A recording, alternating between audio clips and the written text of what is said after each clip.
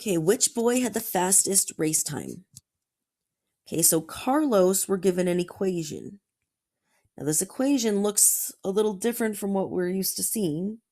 It's more like what we saw at the beginning of writing equations. So this is Carlos. X is the minutes, Y is the miles. John's race time is given as a graph. Okay. So you've got to figure out who had the biggest or the fastest race time. Okay. So you have options. You can look and pick an amount of time for John. So maybe you want to focus on 6 minutes. Because for John at 6 minutes, you can clearly see that he went 1 mile. Okay. So if he went 1 mile in 6 minutes, I can take my information and I can look and say, well, X is the minutes and Y is the miles. So I could take John's race information and kind of compare it.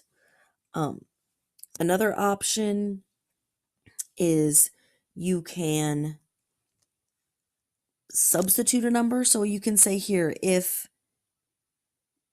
after, hold on, at 6 minutes, John went a mile. So maybe you take this X and you replace it with 6 minutes. And you see what would Y have to be. Another option would be to graph Carlos and see if there's any kind of connection. Okay, so you want to find out John's pattern or John's slope and Carlos's slope and compare them. If they have the same slope, they run the same speed. If Carlos has a larger slope, he's faster. If John has a larger slope, he's faster.